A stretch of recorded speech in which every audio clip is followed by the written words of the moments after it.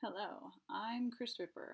I've written a series of books called Queers of La Vista, book 4 of which, One Life to Lose, is out now. I wanted to talk a little bit about falling in love. This is a poly romance, and one of the things that I particularly enjoy about writing poly romance is exploring the different ways people will fall in love.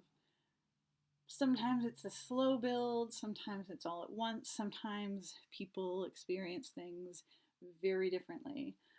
One of the things about the main character of One Life to Lose, Cameron, is that he doesn't always pick up on the clues of how other people feel about him.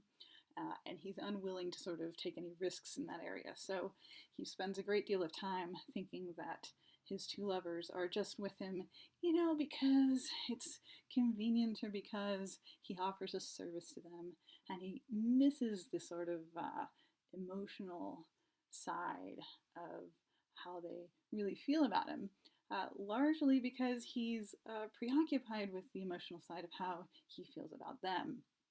So I really like playing with that, and I like weaving those things together because it's genuine to how people really experience relationships. You're not always, sometimes ever sure how other people feel about you, and when you tie things like romance and sex and power and companionship in with that, it becomes both harder and more important to have a feel for that so that you know where you stand. So I really enjoyed watching Cameron slowly fall in love with the two young men who are the other protagonists in this book, and watching them much, I think, more quickly fall for Cameron, even though he doesn't really know it. So there's a fun little thing, if I've done my job correctly, where the reader gets to watch everyone falling in love while Cam is still going like, they're not that into me.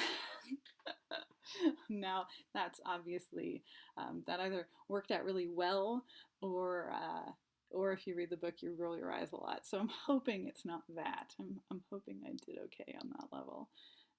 That is definitely one of the great joys of writing romance is playing with all of the different approaches one can take.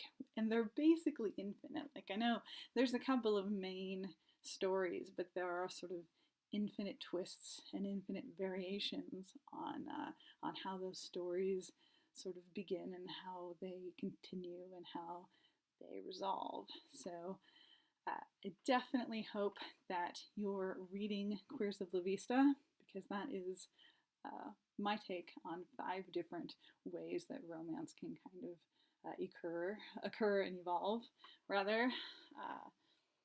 But if not, do look into it and do think about picking up One Life to Lose, which is out now and is one of my favorite books that I've ever written. Not to put a totally biased spin on it. I don't say that lightly. It really is. Thanks so much for watching. I'm Kris, and I will see you around. Bye.